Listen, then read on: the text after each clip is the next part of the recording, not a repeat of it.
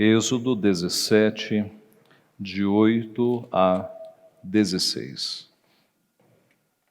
Diz assim a santa, perfeita, inerrante palavra do Senhor.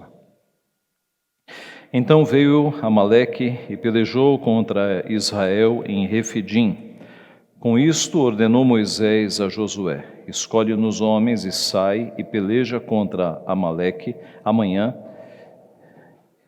estarei eu no cimo do outeiro, e o bordão de Deus estará na minha mão. Fez Josué como Moisés lhe dissera e pelejou contra Amaleque. Moisés, porém, Arão e Hur subiram ao cimo do outeiro. Quando Moisés levantava a mão, Israel prevalecia. Quando, porém, ele abaixava a mão, prevalecia Amaleque. Ora, as mãos de Moisés eram pesadas, por isso tomaram uma pedra e a puseram por baixo dele. E ele nelas se assentou. Arão e Hur sustentavam-lhe as mãos, um de um lado e o outro do outro. Assim lhe ficaram as mãos firmes até ao pôr do sol. E Josué desbaratou a Amaleque e a seu povo a fio de espada.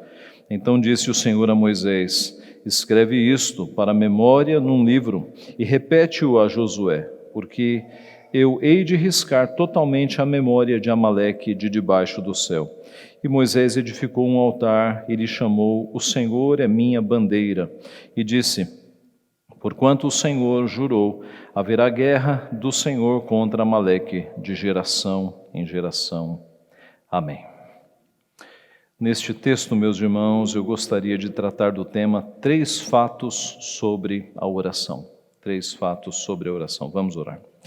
Pai Santo, mais uma vez estamos diante da Tua santíssima palavra. Ó Pai, te louvamos porque o Senhor quis fossem registrados estes eventos para a edificação do Teu povo. E agora que estamos diante do registro, pedimos que o Teu Santo Espírito ilumine a nossa mente, para que nós possamos perceber o Teu ensino, a Tua glória, o Teu poder, a Tua instrução para a nossa vida, Pai. Nós te pedimos isso humildemente, em nome de Jesus. Amém. Meus irmãos, alguns problemas da nossa vida vêm aos poucos, numa crescente. Outras, algumas vezes, vêm de surpresa e nos pegam desprevenidos, desprecavidos. O povo de Deus várias vezes foi surpreendido por problemas, por ameaças, por ataques. Logo depois, aqui no nosso texto, logo depois de as águas amargas terem se tornado doces, de Deus ter mandado maná e codornizes para alimentar o povo, e de Deus ter feito sair água da rocha para que o povo não morresse de sede, Israel foi atacado de surpresa. E a reação de Moisés foi muito importante e instrutiva para nós. Moisés reagiu com oração. Como é que nós reagimos quando somos pegos de surpresa? Moisés reagiu com oração. O texto não fala que Moisés orou, mas a posição em que Moisés se colocou com mãos estendidas enquanto a batalha ocorria, faz com que nós entendamos que Moisés estava orando. Por quê? Porque era costume dos judeus orar de mãos estendidas. E nós temos muitos textos que apontam para isso. Por exemplo, em Êxodo mesmo, capítulo 9, verso 29, quando Moisés está diante do faraó, ele diz: em saindo eu da cidade, estenderei as mãos ao Senhor, os trovões cessarão e já não haverá chuva de pedras. Davi escreveu: ouve-me as vozes súplices, no Salmo 28, quando a ti clamar por socorro, quando erguer as mãos para o teu tabernáculo, para o teu santuário. O Salmo 63, que nós demos no início do culto, versículo 4. Assim cumpre-me bem dizer-te, enquanto eu viver, em teu nome levanto as mãos. Nosso Senhor Jesus Cristo, pouco antes de subir aos céus na ascensão, registrado por Lucas 24, 50, disse, Lucas registra: então os levou para Betânia e, erguendo as mãos, os abençoou. E o apóstolo Paulo, escrevendo a Tito, capítulo 2, verso 8, ele diz: quero, portanto, que os varões orem em todo lugar, levantando mãos santas, sem ira e sem animosidade. Assim, por conta da postura de Moisés ali, de mãos estendidas enquanto a batalha ocorria, é que nós entendemos que Moisés estava ali orando. A Bíblia inteira mostra a importância da oração. A oração é algo que Jesus nos ensinou, extremamente necessário para a nossa vida. Tão importante que Jesus não ensinou os seus discípulos a pregar. Olha, vocês comecem com uma introdução, depois vocês vão para o primeiro ponto. Não. Mas Jesus ensinou os seus discípulos a orar. Vós orareis assim: Pai nosso que estás nos céus, santificado seja o teu nome. E ele continua a oração. Observe então qual é a importância da oração na vida dos filhos de Deus. Cristo mesmo disse: vigiai e orai, para que não entreis em tentação. A Bíblia nos diz e nós lemos: orai sem cessar, orai sem cessar. Um pastor do passado chamado John Flavel, ele escreveu: o que não começa com oração, raramente termina com conforto. O que não começa com oração, raramente, dificilmente termina com conforto. Aqui no nosso texto, então, na atitude de Moisés de orar, nós podemos aprender pelo menos 3 fatos sobre a oração. Primeiro, a oração é mais forte do que a espada. A oração é mais forte do que a espada. Em 1839, um poeta inglês chamado Edward Bulwer Lytton escreveu a famosa frase: a pena é mais forte que a espada. Com pena, ele se referia à escrita. A famosa frase: a pena é mais forte que a espada. Todavia, servos de Deus, conhecedores dos grandes feitos de Deus no decorrer da história, sabem que a oração é mais forte que a espada. A rainha da Inglaterra e da Escócia, Maria Stuart, tinha mais medo das orações de John Knox, o pai do presbiterianismo, do que alguns exércitos. Essa frase entrou para a história. Ela disse: eu tenho mais medo das orações de John Knox do que de alguns exércitos. Meus irmãos, a oração é algo vital, necessário para a nossa vida. O nosso texto começa nos informando no verso 8, que então veio Amaleque e pelejou contra Israel em Refidim. O texto não diz o porquê deste ataque surpresa, deste ataque súbito. Pode ser porque o povo de Deus aproximou-se da terra dos amalequitas. Pode ser também porque os amalequitas tenham tido notícias de que havia água saindo da pedra ali dentro do povo de Israel, em terras próximas à terra deles. Mas pode ser também, o mais provável, que os amalequitas estavam fazendo aquilo que eles sempre foram acostumados, a atacar os outros povos para conseguir bens e, saqueando os outros povos, conseguirem recursos para si próprios. Mas quem era este Amaleque? Amaleque era neto de Esaú, conforme nos informa Gênesis 36, 12. Aliás, Moisés, no final de Deuteronômio, capítulo 25, ele dá um registro, dando mais detalhes do que aconteceu neste ataque surpresa. Ele diz lá em Deuteronômio 25, 17: lembra-te do que te fez Amaleque no caminho, quando saías do Egito, como te veio ao encontro no caminho e te atacou na retaguarda, todos os desfalecidos que iam após ti, quando estavas abatido e fatigado, e não temeu a Deus.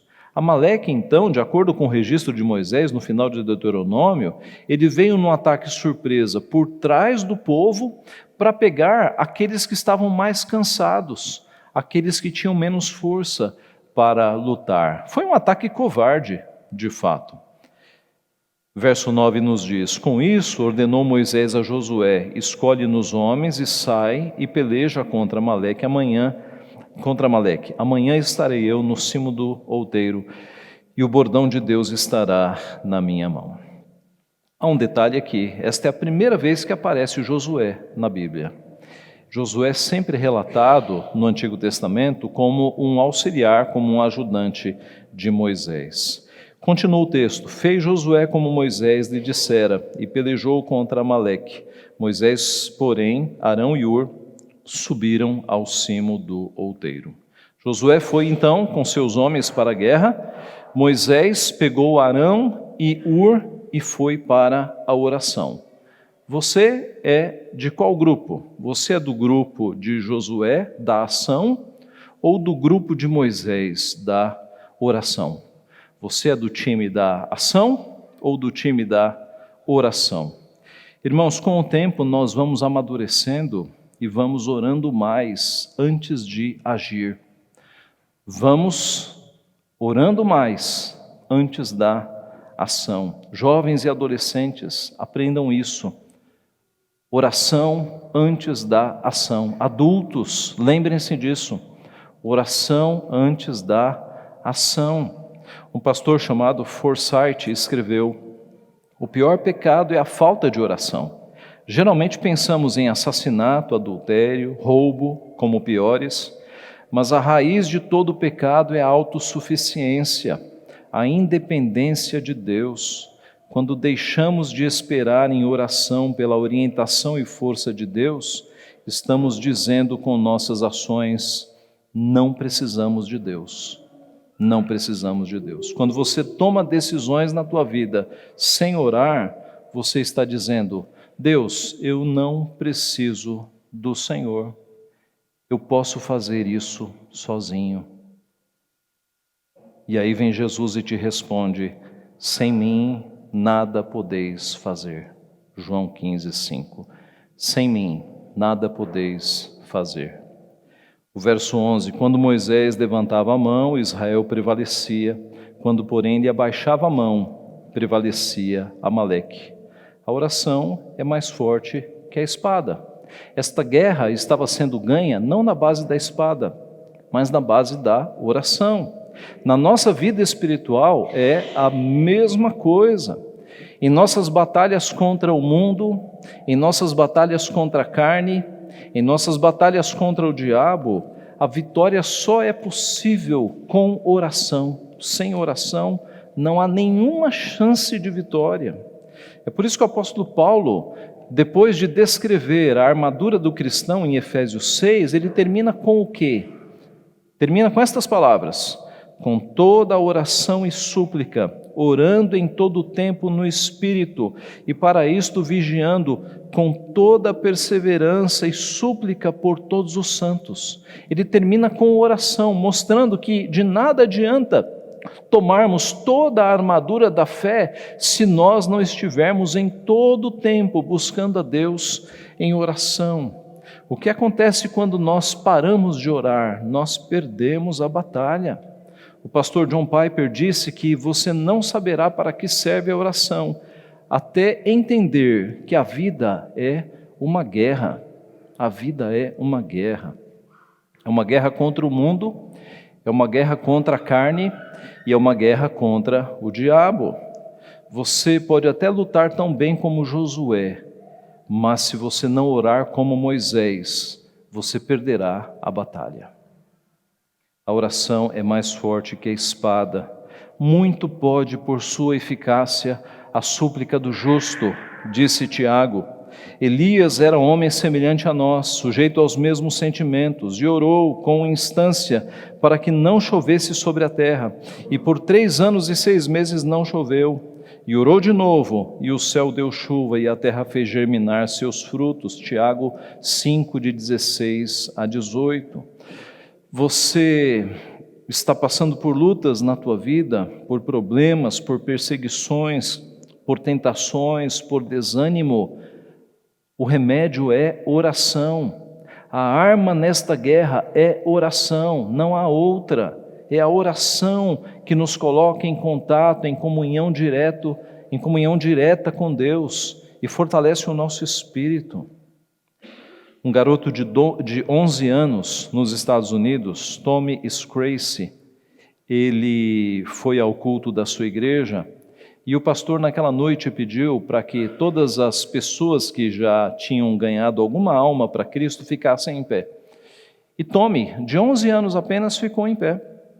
E um a um os adultos foram contando como havia sido a experiência de evangelizar uma pessoa, ganhar uma pessoa para Jesus, até que chegou na vez de Tommy. Ele ficou ali em pé sozinho, tão pequeno que o pastor precisou ser avisado de que tinha uma criança em pé. E o pastor então perguntou: o que você fez, menino, para ganhar uma alma para Cristo? E ele respondeu apenas com uma palavra: oração. Oração. E o pastor pediu para ele explicar mais, e o menino se voltou, apontou para o seu pai, que estava sentado no mesmo banco, e contou que ele vinha orando pelo seu pai desde os 8 anos de idade. Há 3 anos ele orava pela conversão do seu pai. E o seu pai finalmente foi numa reunião de oração e entregou a sua vida a Jesus Cristo. O pastor então voltou-se para o pai e perguntou o que ele pensava, como é que estava sendo ser cristão. E o pai, de um coração cheio de amor a Cristo, respondeu: não há nada como isto, não há nada como ser cristão. Meus irmãos, a oração é mais forte que a espada. O nosso Deus é o Deus dos impossíveis, é Ele que luta as nossas batalhas. E nós o buscamos em oração todos os dias, todos os dias. E as coisas que nos parecem impossíveis podem se tornar possíveis, porque Deus é o Deus dos impossíveis. Para Ele não haverá impossíveis em todas as suas promessas. Então continue orando, continue orando. Muitos pais viram o retorno dos seus filhos à igreja porque dobraram os joelhos durante anos e anos orando ao Senhor. Mulheres viram a conversão dos seus maridos porque dobraram seus joelhos durante décadas e Deus fez com que isso acontecesse. Então continue orando, a oração é mais forte que a espada. Em segundo lugar, a oração é mais fácil quando acompanhada. A oração é mais fácil quando acompanhada. Veja o verso 12. Ora, as mãos de Moisés eram pesadas, por isso tomaram uma pedra e a puseram por baixo dele, e ele nela se assentou. Arão e Hur sustentavam-lhe as mãos, um de um lado, o outro do outro, assim lhe ficaram as mãos firmes até ao pôr do sol. Moisés, com certa idade, não estava conseguindo ficar com as mãos estendidas, segurando ali a vara. Então, Arão e Hur o ajudaram, cada um se colocou de um lado e eles suspenderam as mãos de Moisés, porque quando as mãos abaixavam, o exército perdia. Então eles ajudaram a Moisés a ficar com as mãos estendidas ali. É para isso que servem os irmãos da fé.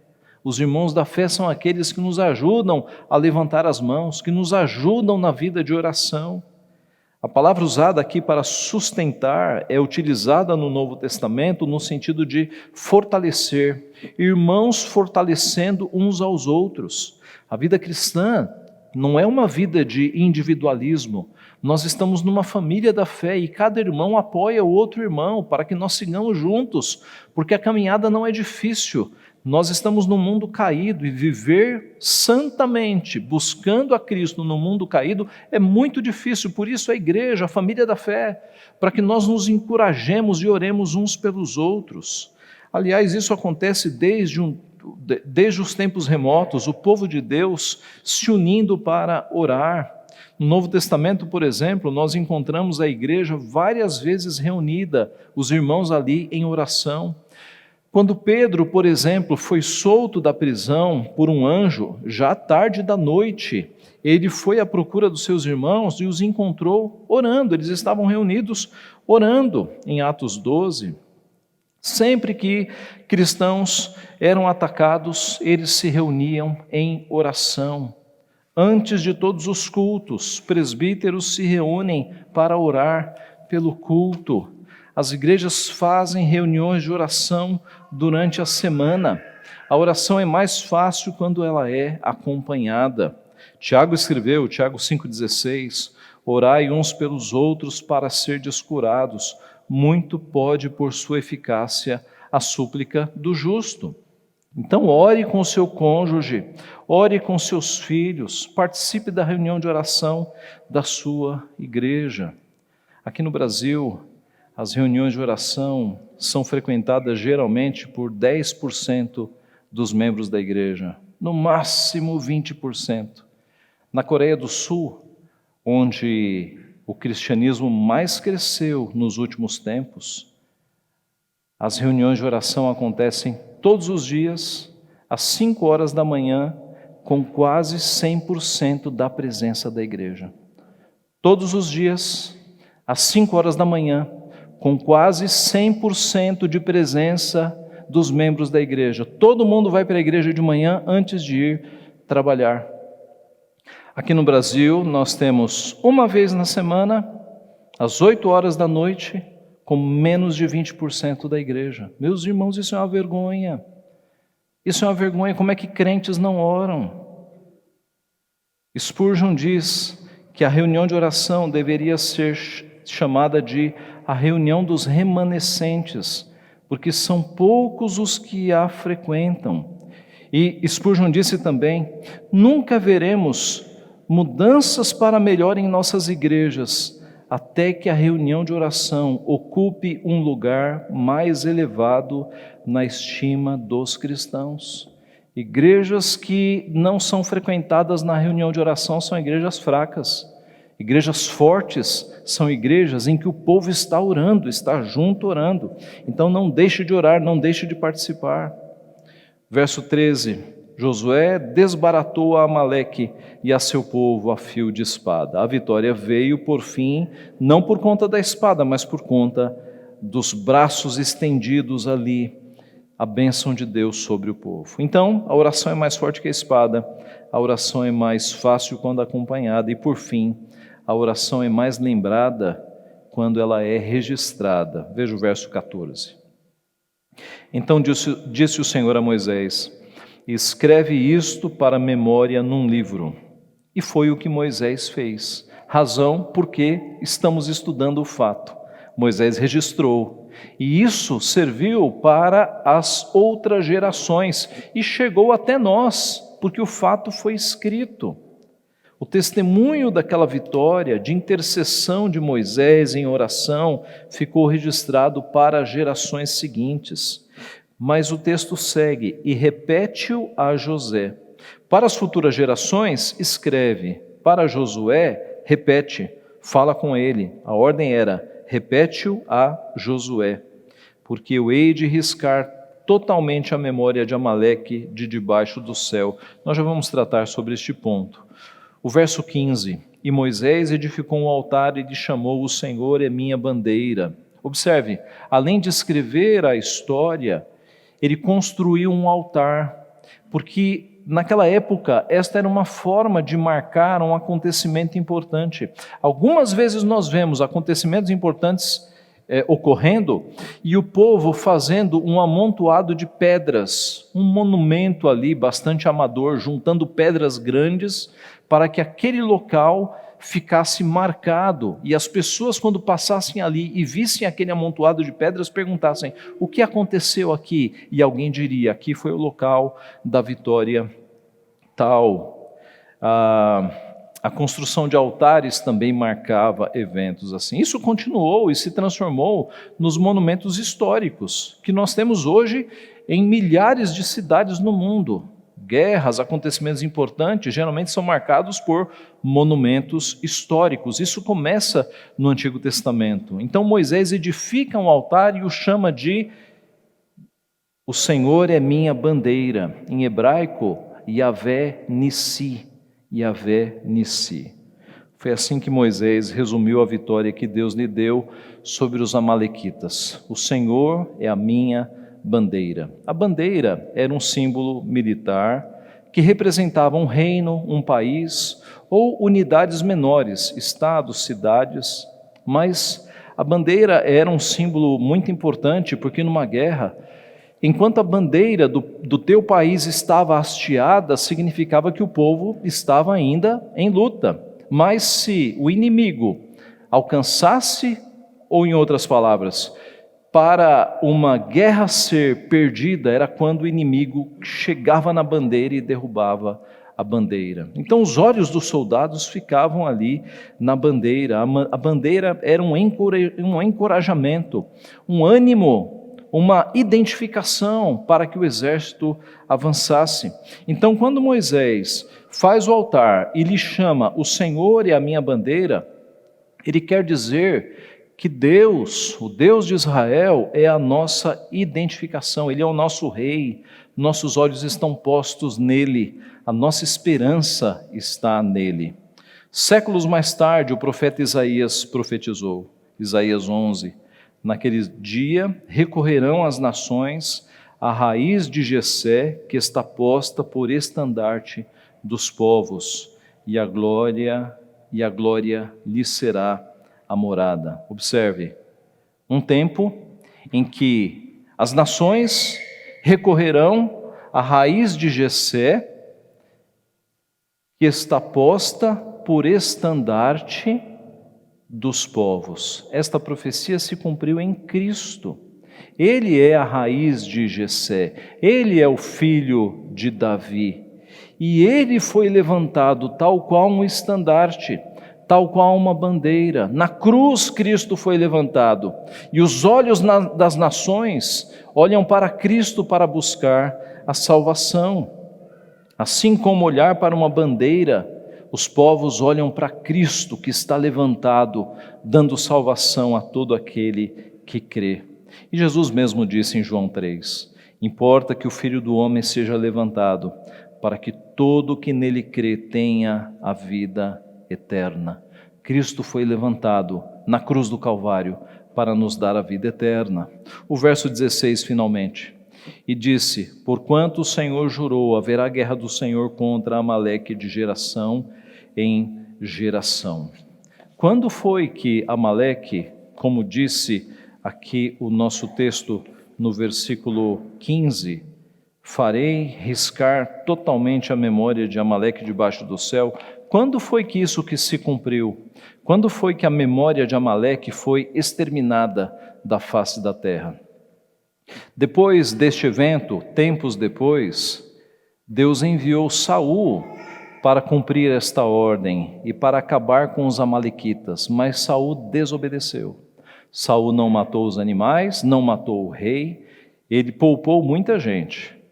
Mais à frente, na história de Esther e Mordecai, a profecia se cumpriu, porque você se lembra, aquele homem chamado Amã, ele era um amalequita, e Amã e toda a sua família foi exterminada. Ali se cumpriu a palavra do Senhor, de que exterminaria o covarde, o traiçoeiro Amaleque e todo o seu povo, que atacaram o povo de Deus, ali na traição, de costas, para pegar os mais cansados. Voltando ao nosso ponto, a oração é mais lembrada quando ela é registrada. Moisés escreveu e construiu um altar para isso, e nós fazemos bem quando nós anotamos os feitos de Deus, as orações respondidas de Deus na nossa vida. George Miller, um homem de Deus no passado do século XIX, ali na Inglaterra, ele ficou famoso por construir vários orfanatos, ajudando mais de 10.000 crianças, que eram crianças que moravam na rua. Ele fez isso ali na Inglaterra, em Bristol. Pois George Miller fez tudo isso sem nunca pedir dinheiro para ninguém.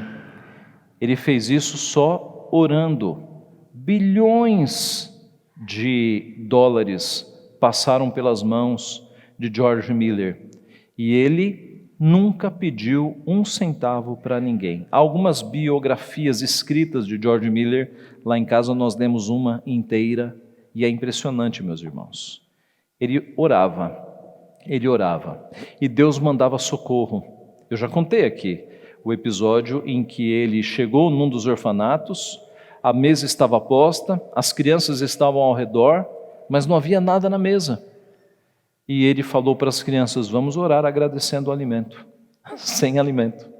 E ele começou a orar, e no meio da oração ouve-se um barulho lá fora, e eles saem para ver, e uma carroça havia quebrado a sua roda, e era a carroça do leiteiro, né? E o homem disse assim: olha, eu vou ter que tirar todo esse leite, vou ter que me desfazer dele, o senhor não pode ficar com esse leite? E pouco tempo depois chegou o pão. Histórias, meus irmãos, impressionantes. E George Miller ficou famoso também por escrever todas as suas orações e todas as suas respostas. E no decorrer da sua vida ele catalogou 50.000 respostas de oração. 50.000 respostas de oração. Muitos crentes anotam as suas orações e o momento em que Deus responde. E eu incentivo os irmãos a fazerem isso, porque aí vocês cantarão como aquele hino: quantas bênçãos, dize quantas são, recebidas da divina mão, vem dizê-las todas de uma vez, e verás surpreso o quanto Deus já fez. Não confie na tua memória, anote os teus pedidos, anote as tuas necessidades, e quando Deus responder, anote ali também, respondido na data tal. E quando Deus fizer coisas grandiosas por você, registre também, seja num papel, num caderno, num arquivo de computador, mas registre as bênçãos de Deus na tua vida, não confie na tua memória. E de vez em quando, experiência própria, você vai voltar à lista e perceber a quantidade de bênçãos, a quantidade de orações respondidas. A oração é mais lembrada quando é registrada. Eu concluo apontando para Cristo. Cristo mostrou que a oração é mais forte que a espada quando, no auge da sua angústia e sofrimento, ele não reuniu um exército, mas ele, da cruz, em extrema dor, ele orou por aqueles que o estavam crucificando. Ele poderia clamar aos céus e os anjos poderiam tirá-lo daquela cruz, mas ele não quis a espada. Ele orou por aqueles que o crucificavam. Um pouco antes, no Getsemane, quando ele estava angustiado, ele não fez um exército de discípulos para o defender, mas ele foi ao Getsemane para orar, para buscar ao Senhor. A oração é mais forte que a espada. Nosso Senhor Jesus mostrou que a oração é mais fácil quando acompanhada. Mesmo sendo ele homem Deus, ele chama os discípulos para irem consigo para o Getsemane. E você se lembra, eles não aguentaram. Quando Jesus volta, os encontra dormindo, mas ele levou os discípulos para orarem com ele. Cristo mostrou que a oração é mais lembrada quando registrada, quando ele nos ensinou uma oração, o Pai Nosso, e fez com que ela fosse registrada para o nosso ensino, para a nossa edificação. A história que nós vimos hoje, meus irmãos, de Josué e dos seus homens lutando, e Moisés na colina, orando com os braços estendidos, remete os nossos pensamentos a uma outra colina, onde um outro homem estava com os braços estendidos, suportando o juízo de Deus, juízo que era destinado a nós, morrendo por nós no nosso lugar. Na outra colina nós tínhamos o Deus homem, inculpável, santo, justo, perfeito, morrendo em nosso lugar, para que nós fôssemos finalmente alcançados, salvos, libertos. Ele é a nossa bandeira, Ele é a nossa esperança, Ele é a nossa salvação, Ele é o nosso refúgio. Ele está com os braços estendidos, esteve com os braços estendidos na cruz do Calvário para morrer pelo nosso lugar. E hoje é Ele quem intercede por nós, com os braços estendidos diante do Pai, em nosso favor, em nosso auxílio. Ele é o nosso intercessor, Ele é aquele que, muito mais forte do que Moisés, intercede pelo seu povo para que nós prossigamos na nossa vida diante da sua presença. Eu termino, meus irmãos, com as palavras de outro pastor, Edward McKendry Bounds. Ele escreveu o seguinte: o que a igreja precisa hoje não é de mais tecnologia, nem de nova organização ou de mais e novos métodos, mas precisa de homens que o Espírito Santo possa usar como homens de oração, homens poderosos na oração. O Espírito Santo não flui através de métodos, mas através de homens. Ele não vem sobre máquinas, mas vem sobre homens. Ele não unge planos, não unge métodos, mas ele unge e abençoa homens, homens de oração. É disso que as nossas igrejas precisam, de homens e mulheres de oração, de homens e mulheres que tenham sede de Deus, que busquem a Deus. Assim nós teremos uma igreja forte, uma igreja abençoada pelo Senhor. Que Ele assim nos abençoe. Amém.